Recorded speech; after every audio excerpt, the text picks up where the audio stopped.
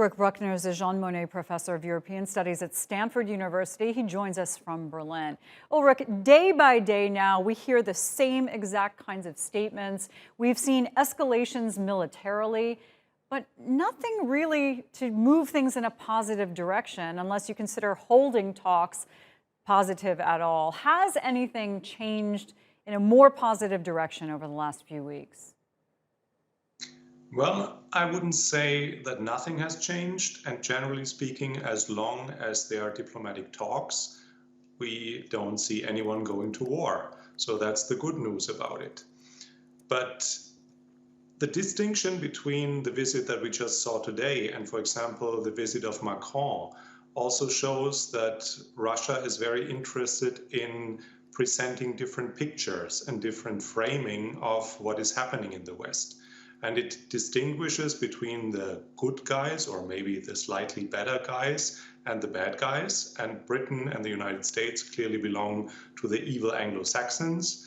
And France, that shakes hands and tries to find ways to respect Russia, belongs more to the better group. Equally, Orban, who just signed a new gas deal with Russia. You know, we heard Boris Johnson today say that, these Western nations, NATO included, they need to work together. But when we see things like Emmanuel Macron meeting with Putin, presenting proposals, and then other statements by others, how much unity is there really at this point? Well, ironically, we had a long discussion within NATO that NATO lost its identity and its purpose. And Macron went as far as calling it brain dead on a meeting some years ago. So if NATO needed an energy boost, then ironically, Russia is the one that helps NATO to find back to its importance. And even the hawks in the different parliaments will find support for their requirement of more defense spending. So in a way, Russia is supporting NATO and forms a better alliance than it was before threatening Ukraine with so much military appearance.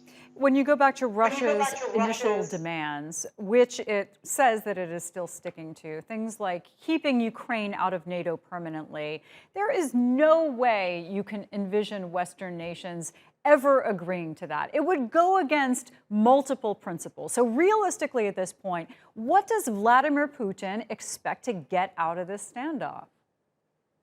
Well, that's the million-dollar question. And apparently it's what he wants us to do, that we sit there and speculate, and you can invite as many experts as you will hear different forms of speculation.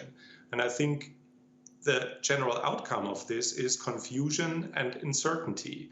What I don't really see what he could get out of this, no matter what scenario we could put on the table, must be something that is worth the spending of moving an army from the Chinese border to Ukraine. And all of these military operations are bloody expensive for a country that is not super rich and also urgently needs the money to modernize. Exactly. And as this drags on for weeks and weeks with all of these talks, you do hear Putin in that one instance after meeting with France's Emmanuel Macron saying that he believes compromise is possible. I think that's the one positive thing we've heard from Russia over all of this. Is that, in your view, Vladimir Putin looking for a way to back away from that border? Well, he was the one who started it, so it will also be him to end it, and under what conditions and what kind of outcome he defines as a success, that remains to be seen.